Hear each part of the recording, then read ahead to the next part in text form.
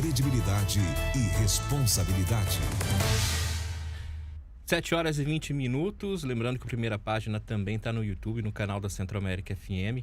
E você pode, nos acompanhar, se você prefere, também pelo aplicativo da Centro-América ou nos portais.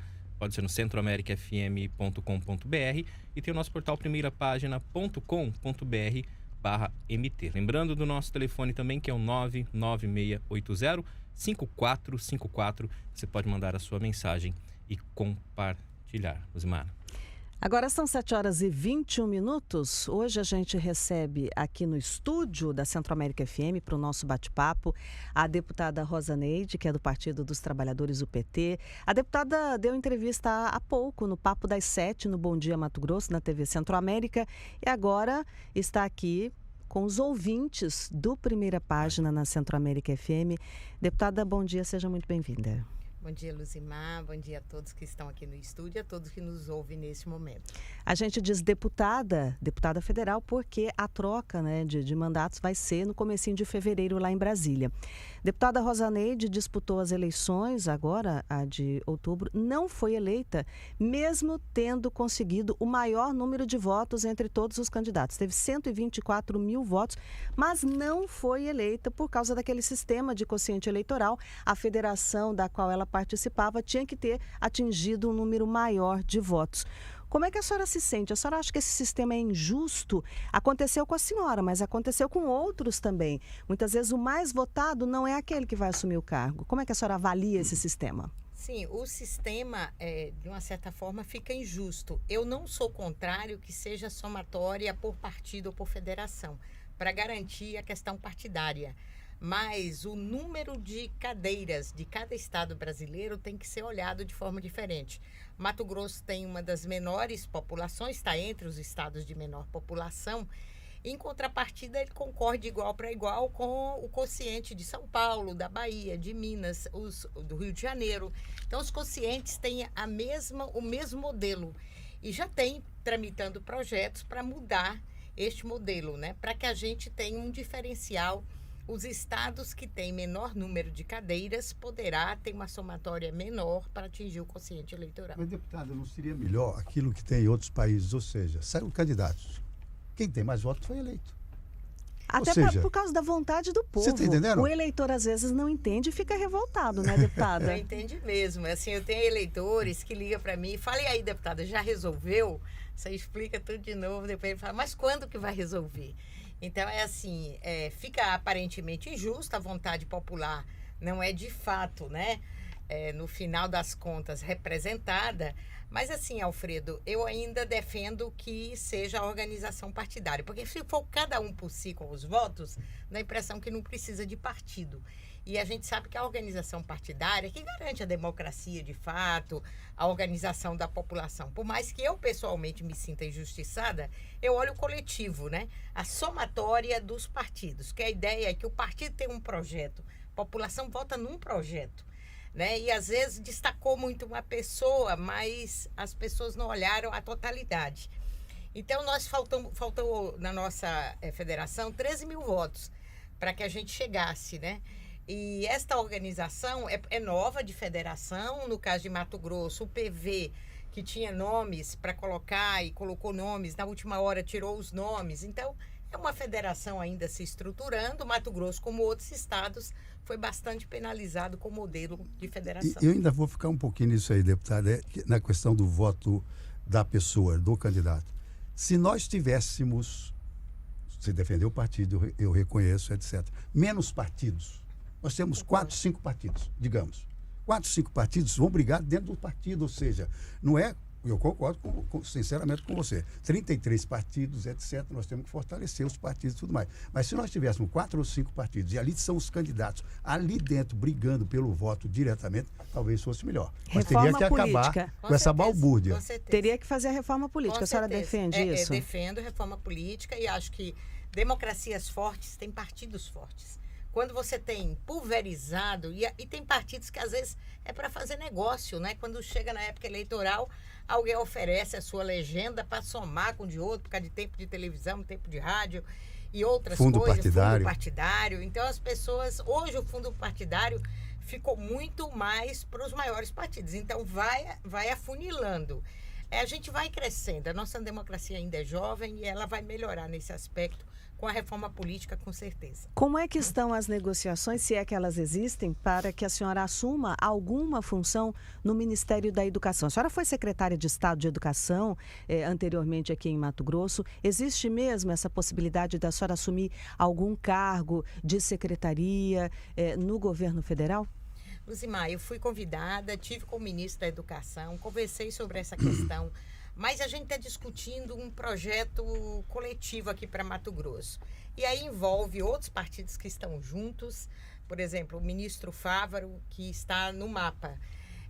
Eu tenho conversado bastante com ele, conversado muito com o deputado Paulo Teixeira, que é o ministro do MDA, que são 2 ministérios que vão trabalhar, um com agricultura de larga escala e um com agricultura familiar. O desenvolvimento agrário, o Ministério do Desenvolvimento Agrário. Está o deputado Paulo Teixeira.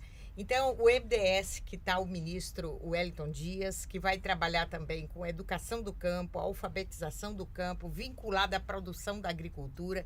Então, assim, eu passei 2 semanas em Brasília, estava lá desde o dia 8, aquele dia fatídico, e estava reunida, né, com os ministros desta área, e nós estamos montando um projeto para atender melhor Mato Grosso. Aquilo que eu senti que eu possa fazer para representar melhor o nosso estado, tem umas 5 possibilidades, mas eu estou conversando muito Mas veio convite para a senhora, um convite? Sim, convite. O próprio presidente Lula, sentei com ele, porque como eu fui a deputada mais votada, chamou muita atenção, né?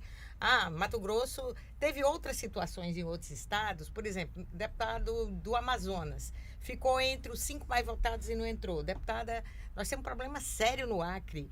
No Acre foi dado posse para deputados que não atingiu os 10%.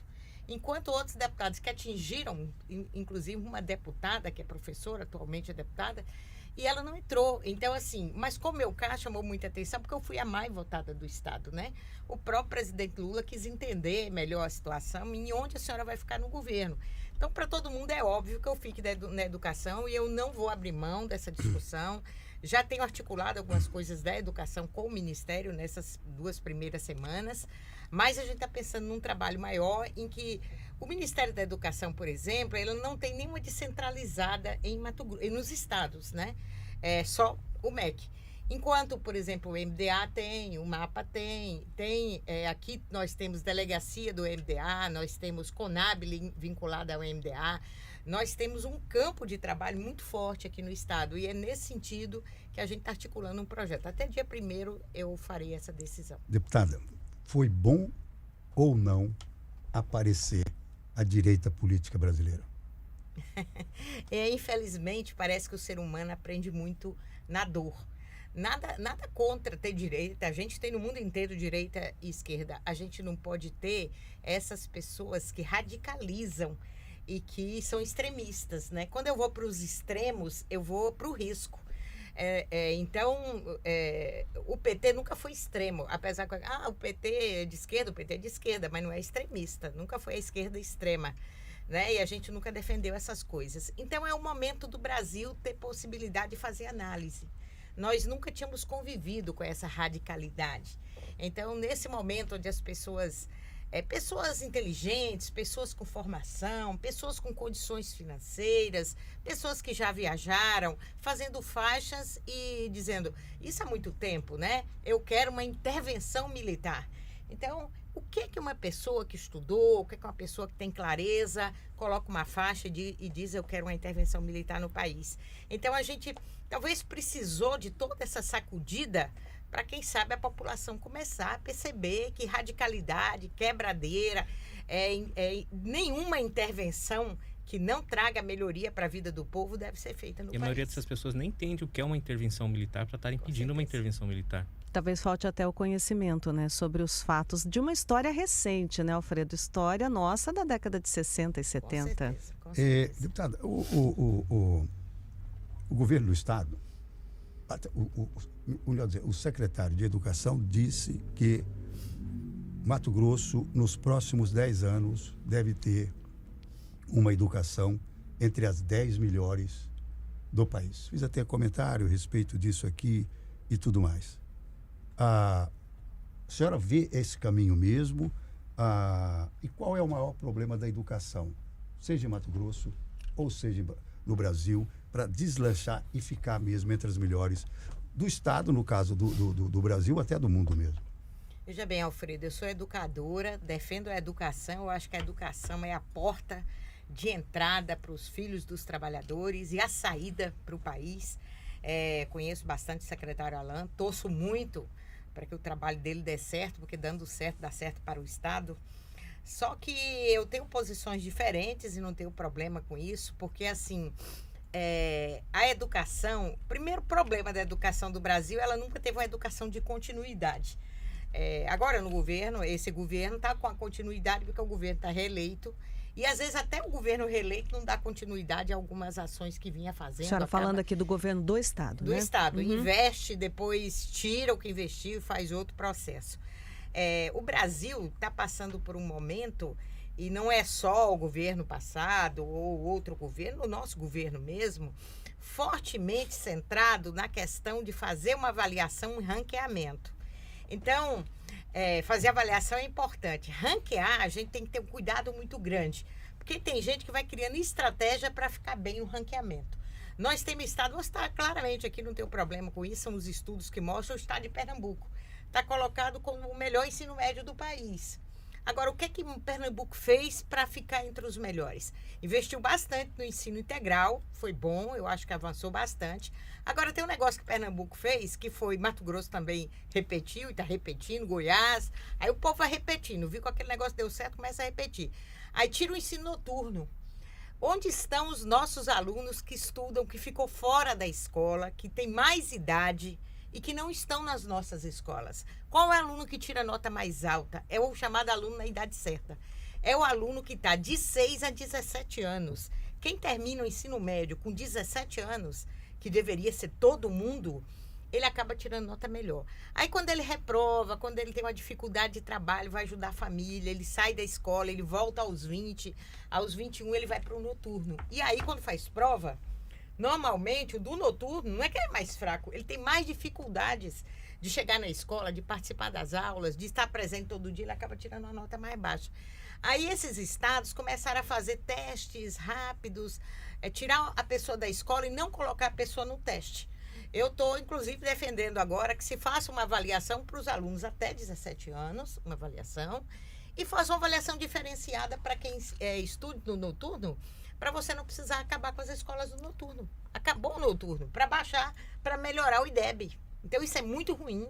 Isso a gente tem que ter muito cuidado no Brasil. Deputada, ainda falando sobre educação, a gente já tinha sérios problemas históricos na educação. Com a pandemia, esses problemas e essas diferenças, elas se acentuaram. O que ficou de lição nesse período de pandemia em relação à educação que talvez possa servir de melhoria daqui para frente nas escolas públicas?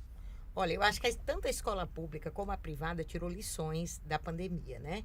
A escola privada, pela condição econômica dos pais, a relação, por exemplo, de tecnologia, da tecnologia na vida dos estudantes já existiam normalmente.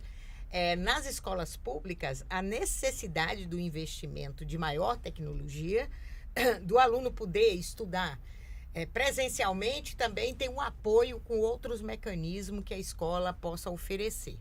Agora, ficou muito patente a diferença social no Brasil. Quem tem acesso, quem não tem acesso.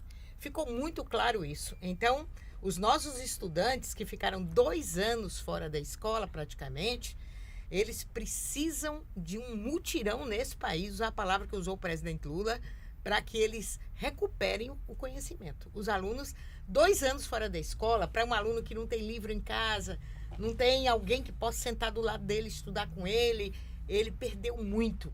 E a gente precisa voltar, até ser aquele contato com a escola, 2 anos, aí ele volta completamente um aluno que talvez rejeite o mundo da escola. Ainda vou voltar na política nacional, deputada.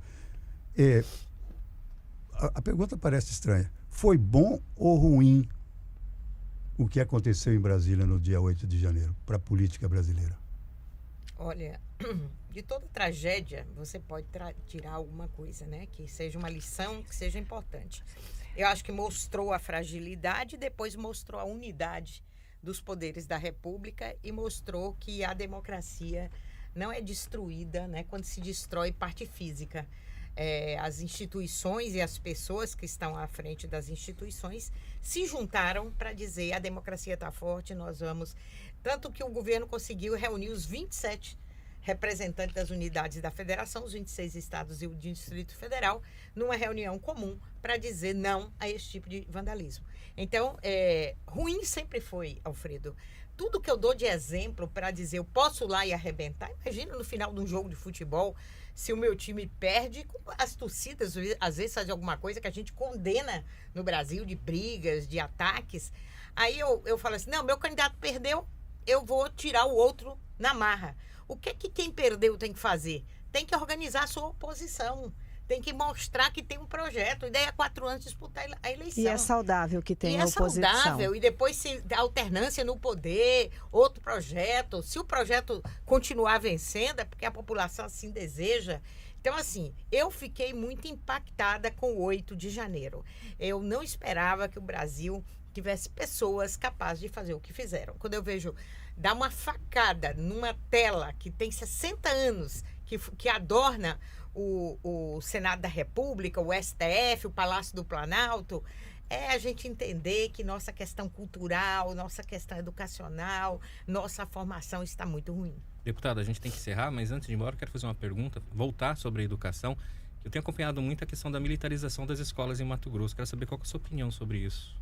Leandro, eu sempre digo, quando eu preciso da polícia para administrar a escola, a educação falhou. Essa é a minha opinião de cidadã, de professora, de mãe. Eu sei que os pais dizem assim para mim, eu gosto da escola militar porque tem disciplina. Eu também, como professora, gosto de disciplina. Eu acho que a escola tem que rever, muitas vezes, algumas coisas do que ela está fazendo que não está agradando, mas a polícia é muito parceira e tem que ajudar a conter a violência no entorno da escola e dentro da escola, professores e estudantes. Ali é o lugar dessas pessoas. Nós conversamos agora então com a deputada federal Rosa Neide. Obrigado pela entrevista, um bom dia para você. Se a gente pudesse, a gente continuaria conversando aqui um bom tempo, tem muita coisa para conversar. Principalmente sobre o tema educação, né? Sobre Tanta educação. coisa.